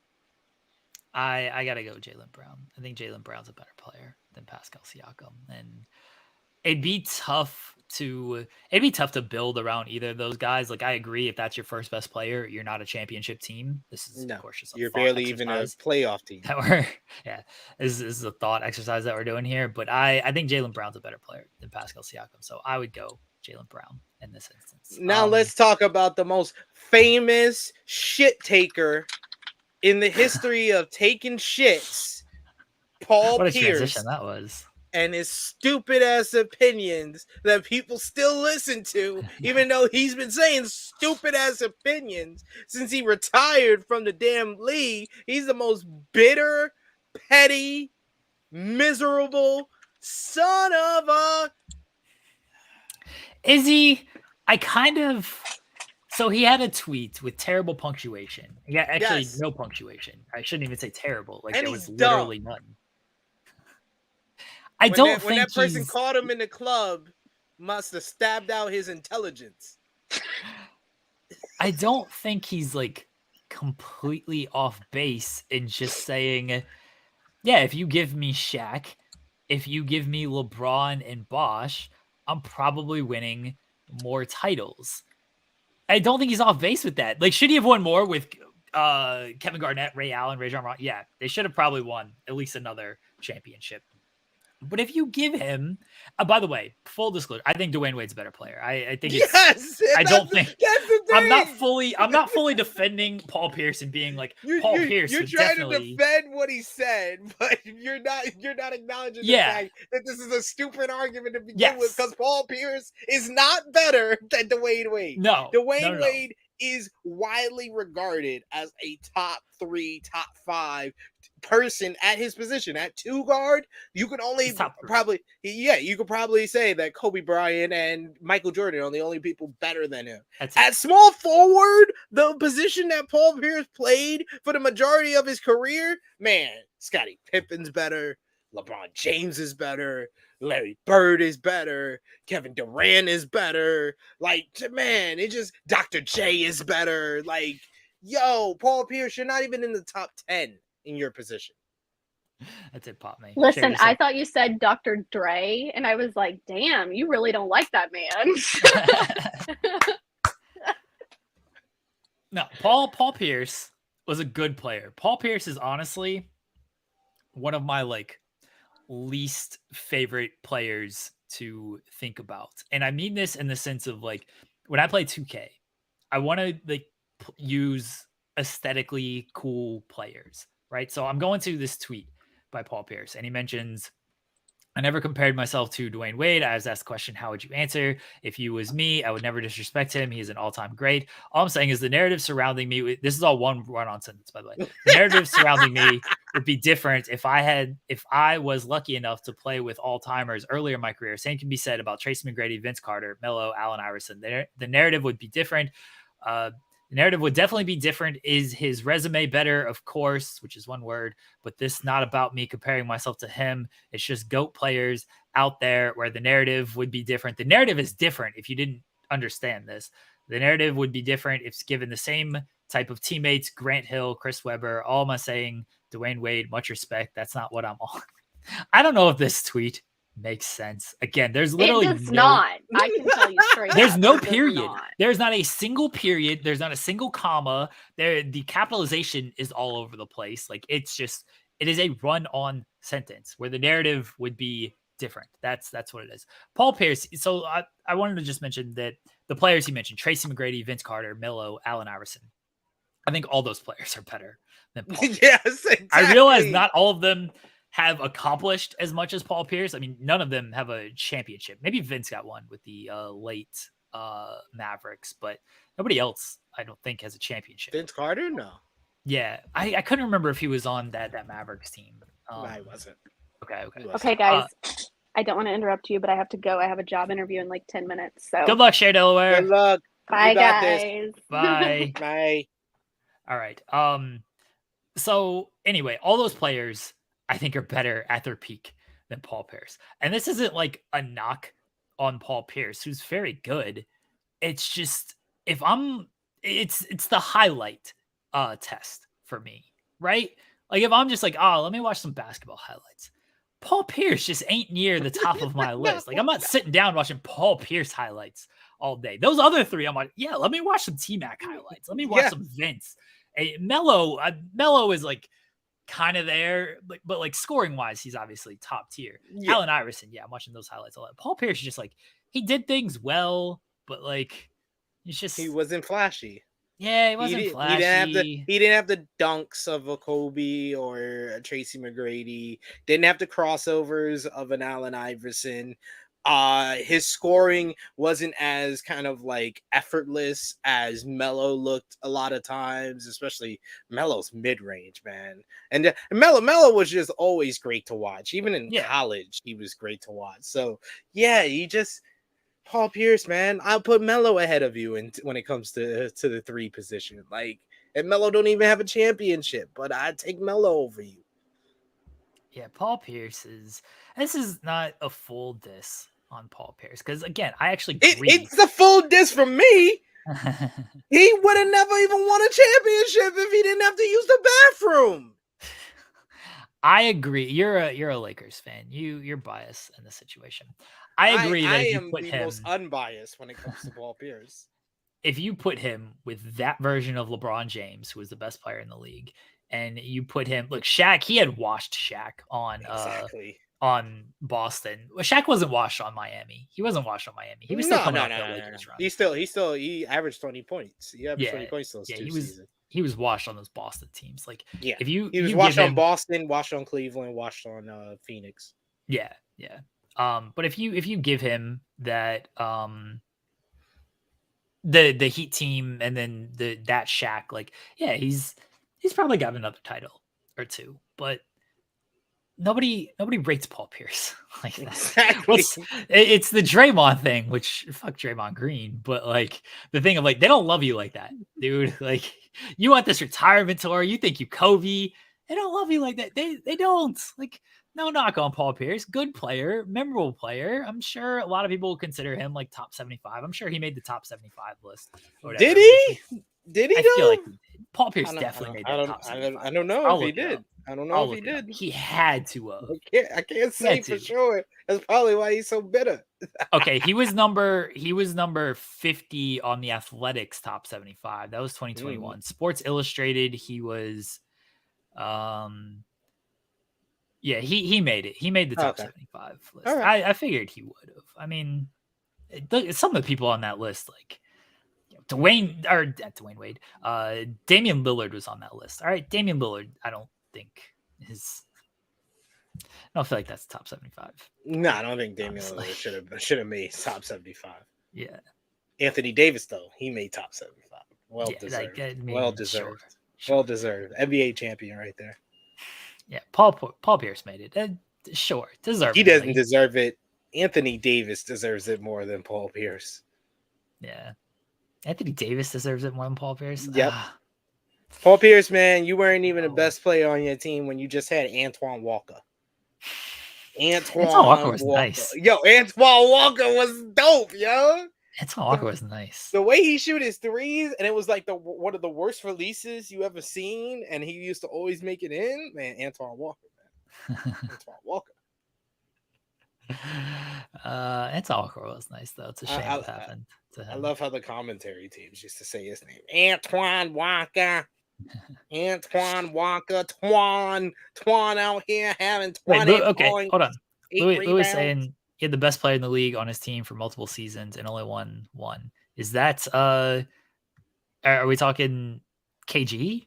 KG best player? Because KG wasn't the best player in the league. KG was nice though.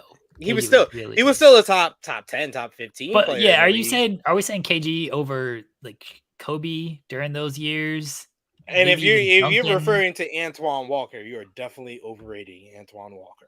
No, he's saying KG. I love KG. KG's like legitimately one of my like favorite players to KG was not the best player in the league in 2007, 2008, 2009, 2010. Yeah, he wasn't even the top 2, because top 2 for those years were pretty much Kobe and LeBron.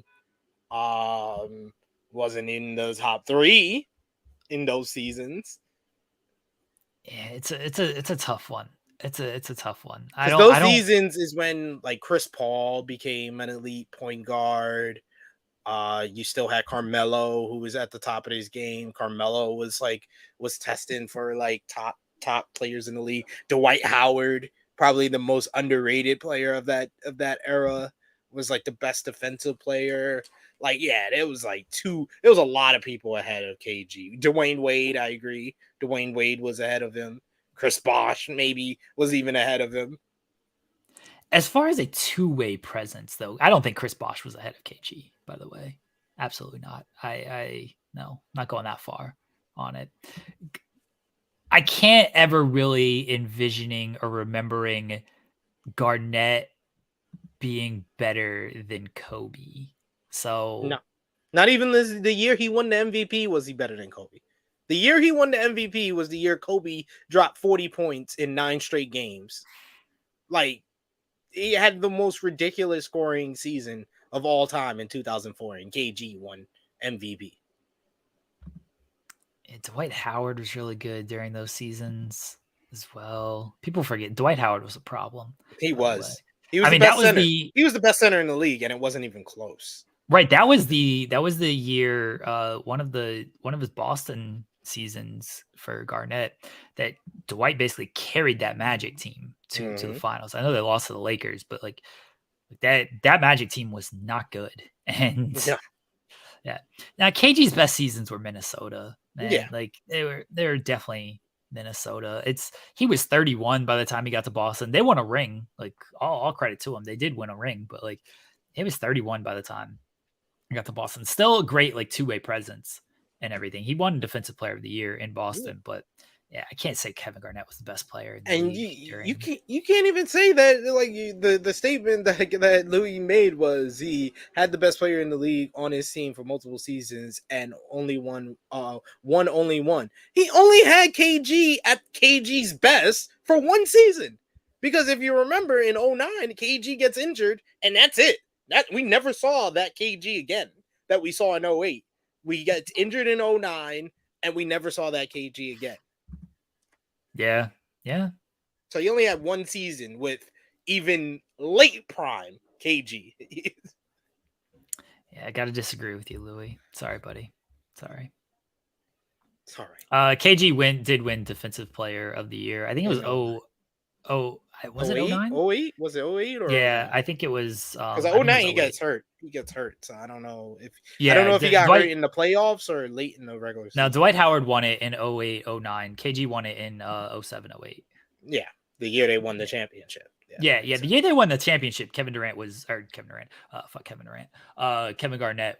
still like really good. I mean, they won the title that year. Yeah, the injury that kind of changed it for him. It was just kind of slow, not really slow. Like he was still kind of consistent the later years in Boston, but it certainly changed a lot for that team. I mean, look, they still had Ray Allen, they still had Rajon Rondo. Should they have won more? Maybe. You know, they got beat by the Magic, and then they got beat by the Lakers. Like it was still a good team, but it was a good team. Paul Pierce. Exactly. You're not on that level. You're Sharif Abdul-Rahim.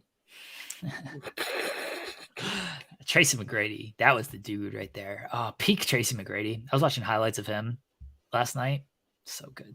So good. People don't realize how great the NBA was during that, because you had Tracy, you had Kobe, you had AI, you had Shaq, you had KG in his prime. Like there were just so many players like where you could get like a group of basketball fans in a room and you probably wouldn't get the same answer when you asked them who their favorite player in the league was. That era of the NBA was like that. I'm looking at just this Jaylen Brown deal, which is an amazing deal. Prime Vince Carter is another one with the Raptors. Yeah, Vince Carter. Yeah, that was crazy. J Kidd with the Nets. When he went to the Nets, oh man, there was some Steve Nash slander on the timeline for some reason, which I never understand. Fuck Steve Nash. How dare you? Steve Nash is still like my favorite player, like non non-player that like played for one of my teams, whatever. Like absolutely love. I don't fuck with. I don't like Steve Nash. Why are you like Steve Nash? I don't like KG. And the reason why I don't like these two guys and Tim Duncan is because they stole MVPs from Kobe Bean. Oh, get out of here! Stole MVPs from Kobe Bryant. Kobe Bean Bryant should have won more than one MVP. He wasn't gonna win a bunch. You saw this with Jokic. Jokic should have won this year. He won a title. Just he got two. Jokic got two. How does Kobe only have one if Jokic got two? Appreciate How does Steve Nash have two? Appreciate the titles. Why are you worried about individual awards, Joel? Knock it off. Because Kobe deserves all the awards. Just worry about the titles, okay? My argument for Kobe Bryant as best player in the league of all time would be a lot better if he had multiple MVPs. That's what pisses me off. He's not best player of all time. He's not even the best player at his position. He's not even the best player whoever wore a Lakers jersey. He's the best player that's ever wore a Laker jersey. He's the best player that ever wore two different Laker jerseys. He's the best person who wore the number 8. He's the best person who wore the number 24. He's the best person who ever played under the name Kobe Bryant. He's the best player who played at the 2-guard position, period. We're not giving that much credit to Family Dollar Michael Jordan, okay? It's not happening. We're not doing that. He was good. Don't do that. Don't do that, Skip. Don't do that, Skip. Don't do that, Skip. Don't do that. He was good. Don't do that, Skip. He's not the best player in the league. Don't do that, Skip. Don't do that. Don't do that, Skip. Don't do that, Skip. Ridiculousness. James Harden and Damian Lillard are still bitches. I got nothing else to add to that conversation. Yeah, I mean, there's nothing else to add to that conversation. The fact that we are sitting here after taking a week off last week, and then we still don't have any new information regarding James Harden and Damian Lillard. That's just outrageous. That's preposterous. Trey saying Kobe isn't top 3 shooting guard of all time. No, he is. He's number 2. SP3 saying he's number 1. He's number 1. No. 1. No, he is. Trey, stop yelling at us. Trey, stop yelling at me. 1. Kobe is. Yep, yell at him. No. Yell at him. Kobe's 2. Number 1. Jordan. There's nothing 2. wrong with being the second best shooting guard of all time when the first best shooting guard of all time is the best player of all time. It's okay. It's okay. Kobe Bryant is not only the second best shooting guard, he's the second best player of all time. No. Yep. Wait. Kobe Bryant, you said he's the second best shooting guard, second best player. So what? Who's the best player of all time? Michael Jordan. Right, but okay, what bit are you doing here? Is Kobe? You had Kobe best of all time. You say he's the best player of all time. Yeah, to me. But if I'm taking biasness out of it, he's number 2. He's number 2 guard, number 2 player of all time. Okay, you're wrong. Congrats on being wrong. I'm never wrong. Don't lie to me. Don't lie to me, and don't lie to the kids out there. There are kids watching, and you should not lie to them and tell them that I'm wrong. Kobe Bryant. Yeah, I agree with your list, by the way. Trey, Jordan, Kobe. We said this earlier in the show when talking about Wade. Kobe Bryant. Then after Wade, it's AI. Allen Iverson. That's fair. Allen Iverson, and then Tracy McGrady. Is McGrady a 2? McGrady is kind of a 3. Yeah, he played more 3 when he like his last few seasons for Orlando, and then when he went to Houston. But when he was with Toronto and when he first went to Orlando, he was a 2 guard. Yeah.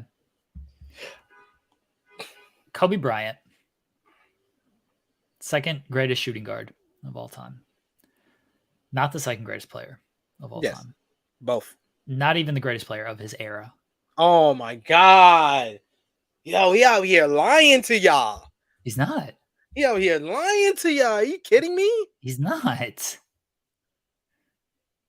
He's not. By the way, I do like Harden over AI. Harden is one of those where I get it. I do get it though. I was gonna mention Harden, but I wanted to make my Kobe Bryant point. I was gonna mention Harden. He's become, because of the world we live in nowadays, and because of just the social media aspect, and because Harden is still active, he's become just like, he's a bitch. He's being bitch made with all this trade requests and stuff. But like, I'm not going to deny how good James Harden is on the court and what he's done.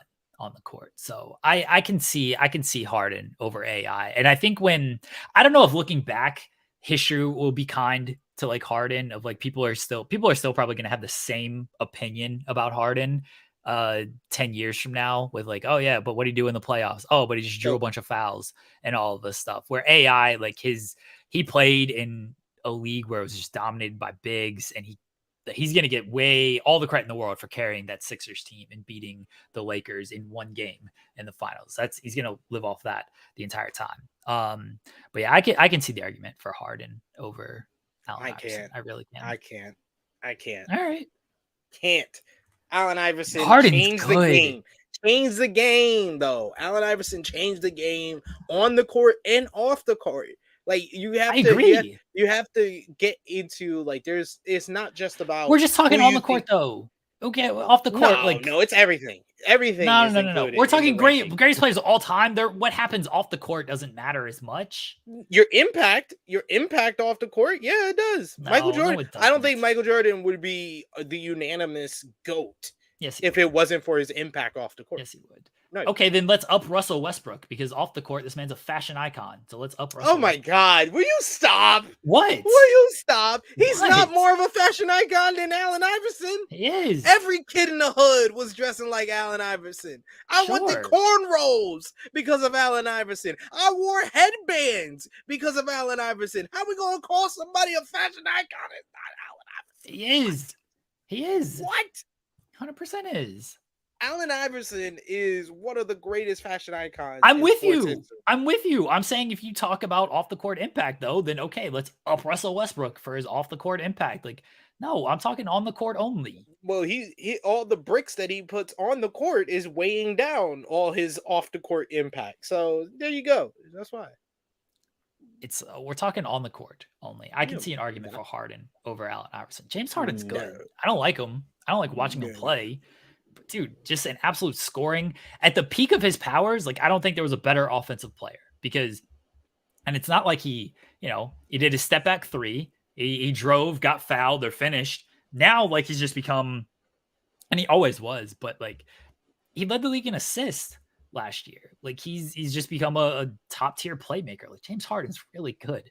He is really good. He's not better than Allen Iverson. I can see the argument. I can. Allen Iverson aesthetically pleasing. Allen Iverson had a tougher NBA to get through, and he got his team to the NBA Finals. James Harden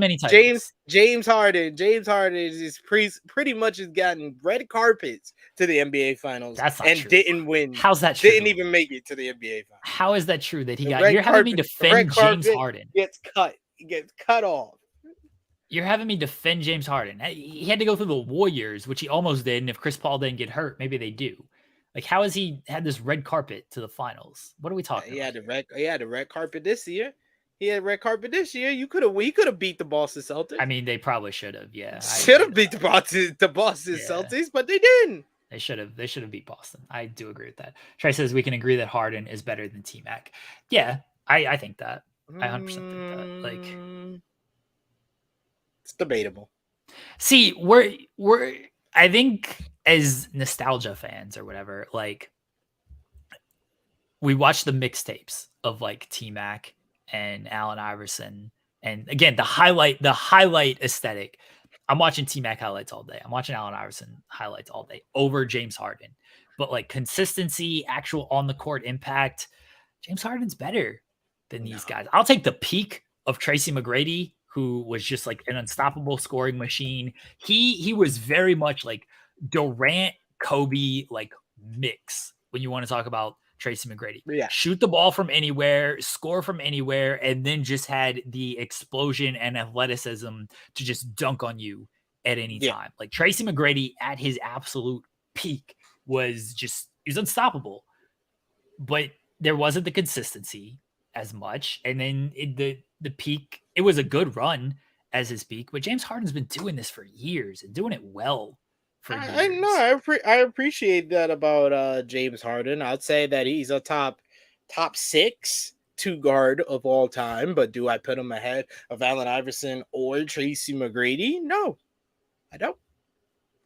I think it's more of an argument that you do have a better argument over Tracy McGrady than Allen Iverson, because Allen Iverson, I'm sorry, I'm gonna prop him up because of the team he took to the NBA Finals and the fact that James Harden's never even been to the NBA Finals. So yeah, I think you have a better argument that James Harden's better than Team Mac than Allen Iverson. Wow, you're wrong. That's okay. No, I'm always right. You just telling me I'm wrong to put out the illusion that I'm wrong. But wrong. I'm not going to be bamboozled by your nice little words, writer. You're wrong. That's okay. No. Just like you're wrong about Kobe. I'm right. You're wrong about Kobe. I'm always right, especially about Kobe. You're wrong about Kobe. Wasn't the best player in his era. Best player of his era. Yes, he is. Best player of his era. Who's better? Who's better in his era? You know who's better. Who? You know who's better. Who? Don't you dare say Tim Duncan. Don't you dare say Tim Duncan. A big fundamental, baby. Tim Duncan. Tim Duncan's better than Kobe Bryant. All day, every day. I will continue to say it. Yeah, Trey actually says Harden did go to the finals. There you go. As the he sucked in the finals. As the sixth man. They sucked, but he was there. He was there. The difference between Allen Iverson and James Harden is that Allen Iverson led his team to the NBA Finals, and James Harden sat on the bench for his team to go to the NBA Finals. Tim Duncan's better than Kobe Bryant. No, he's not. Yeah, he is. No, he's not. Yeah, no, he's not. He is. He's not. Much better player. I'll just use the Paul Pierce freaking analogies. If I had David Robertson for the first half of my career, and then Tony Parker and Manu Ginobili for the second, he had Shaq for his first 7 seasons. Then he had Smush Parker and Chris Mims for the next 3 seasons. So I'm sorry. Pau Gasol wasn't on those teams. Pau Gasol wasn't on those teams. I said for the next 3 seasons. The next season after that, Pau Gasol. They didn't win titles then. That's great. Pau Gasol wasn't on those teams. He did. Tim Duncan was so good. Tim Duncan's a guy who I know basketball fans don't like underrate him or anything. But that's a guy where it's like Tim Duncan's got like no highlights. All his highlights are little like hook shots and bank shots and like that's it. And great defensive plays and things like that. 2000 era. It's Kobe, it's Duncan, it's Shaq, Iverson. And that's pretty much it. I mean, T-Mac. That's it. Yeah, that's all you need to know. I mean, nothing else happened. Nothing else happened. Don't need anything else. LeBron's in there because he came in 2003. LeBron would have to be in there. I'll put LeBron ahead of T-Mac. I'll put him ahead of T-Mac. I'll put him number 5 of the 2000s. Tim Duncan's a better player than Kobe No, Bryant. he's not. Yeah, he is. No, he's not. He is. Tim Duncan only got 4 championships. 4 championships without an asterisk. So? Because his 5th one got an asterisk next to him because he did it in a half season. It still counts. No, it doesn't. No. If the Lakers win the championship in a bubble don't count, then Tim Duncan winning in a half a season don't count.